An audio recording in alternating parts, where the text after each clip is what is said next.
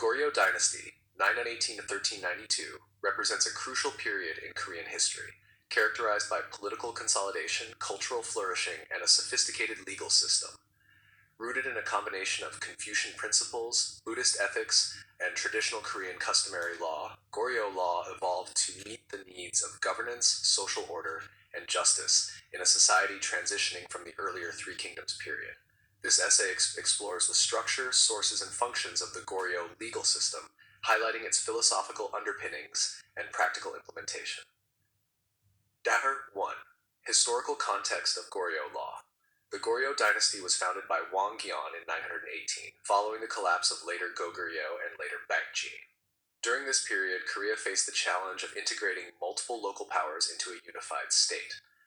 The legal system was central to this effort, acting as both a tool of central authority and a reflection of social hierarchies. Influenced by Chinese legal traditions, especially the Tang Code, Goryeo law adapted these models to the unique social and cultural context of Korea.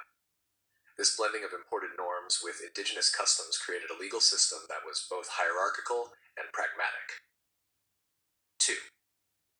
Philosophical foundations. The Goryeo legal system was heavily influenced by Confucian thought, particularly ideas of hierarchy, filial piety, and moral governance. Confucianism emphasized that laws should reflect ethical principles and maintain social harmony, rather than serve solely as instruments of punishment.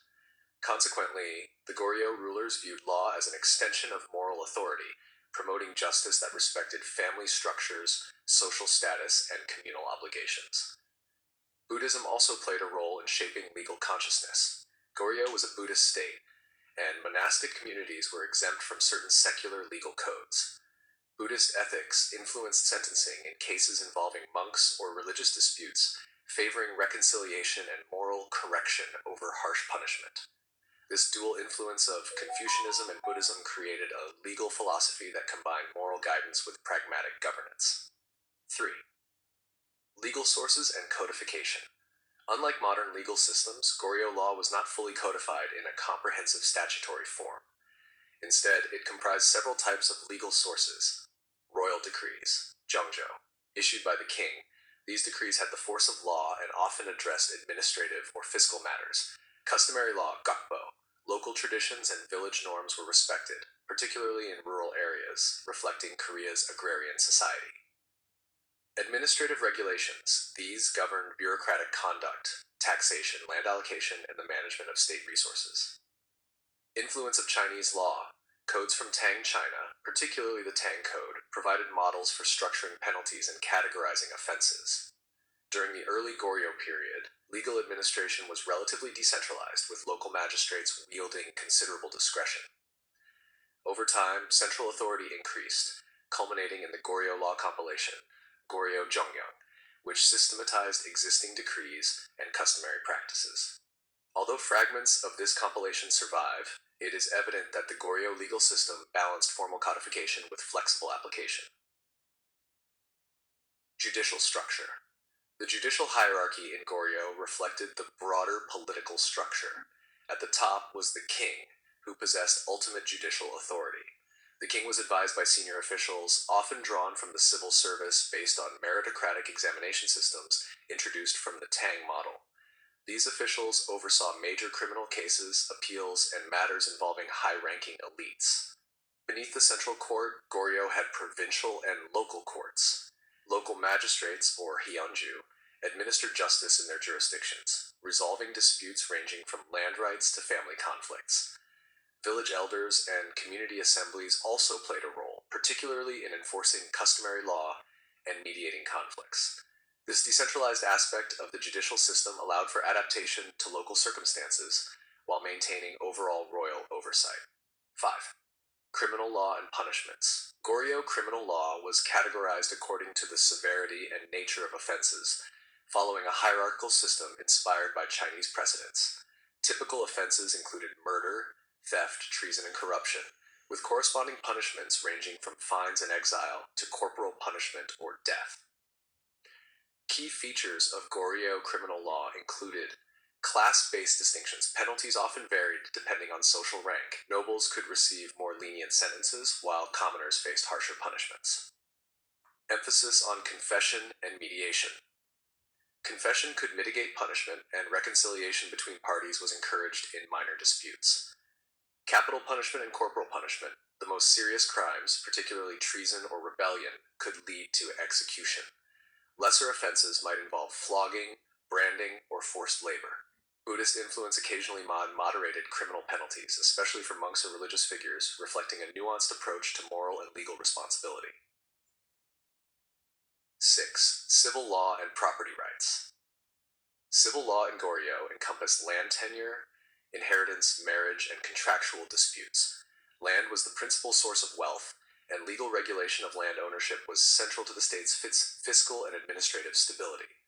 Key features included land tenure systems. The monarchy controlled the allocation of arable land, granting it to aristocrats, temples, and bureaucrats.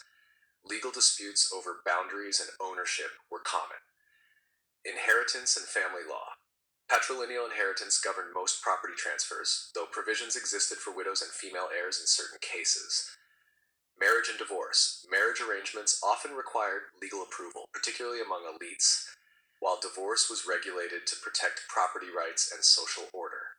Local customary law frequently played a role in civil cases, and village elders mediated disputes before they reached formal courts. 7. Administrative law and governance. Goryeo law extended beyond criminal and civil matters to administrative governance, regulating taxation, military service, and bureaucratic conduct. Officials were expected to enforce the king's edicts fairly, though corruption and bribery were persistent challenges. Legal sanctions against bureaucrats included dismissal, fines, or corporal punishment, reflecting the state's interest in maintaining moral and administrative integrity. 8. Legal procedures. Legal procedures in Goryeo emphasized formal investigation, witness testimony, and moral evaluation. While the king retained ultimate authority, lower officials played a key role in gathering evidence, arbitrating disputes, and recommending penalties. Confucian principles shaped the procedural ethos, emphasizing fairness, hierarchy, and moral responsibility. The system sought to avoid arbitrary punishment while reinforcing social norms and hierarchical obligations. Number 9. Legacy of Goryeo law. The Goryeo legal system laid the foundation for the subsequent Joseon dynasty, 1392 to 1897, which fully institutionalized Confucian law in a codified legal code, the Gyeongguk Daejeon. Many Goryeo legal practices, including local dispute mediation, land regulation, and civil adjudication, were incorporated and refined. The dynasty's synthesis of Confucian moral principles with practical governance left a lasting impact on Korean legal culture. In conclusion, the Goryeo legal system was a complex blend of Confucian ethics, Buddhist influence, customary law, and Chinese legal traditions. It reflected the dynasty's efforts to maintain social order, regulate land and property, administer justice fairly, and consolidate royal authority. By balancing moral guidance with practical enforcement, Goryeo law contributed to the stability and continuity of one of Korea's most important historical periods. Sources 1. Martina Deukler, The Confucian Transformation of Korea, A Study of Society and Ideology, Cambridge, Harvard University Press, 1992. 2. Mark Peterson, Korea, The Politics of the Vassal State, New York, Routledge, 1996. 3. James B. Palais, Confucian Statecraft and Korean Institutions, Yu Hungwon and the Late Joseon Dynasty, Seattle, University of Washington Press, 1996. 4. Edward W. Wagner and Edward J. Schultz, The Goryeo Dynasty, A Study in Korean Culture, Seoul, Seoul National University Press, 2003. 5. Kenhee Park, Mapping Korea's Past, Goryeo and Joseon Legal Systems, Cambridge, Harvard University Asia Center, 2011. 6. John B. Duncan, The Origins of Korean Law and Government, Seoul, Yonsei University Press, 2005. Suggested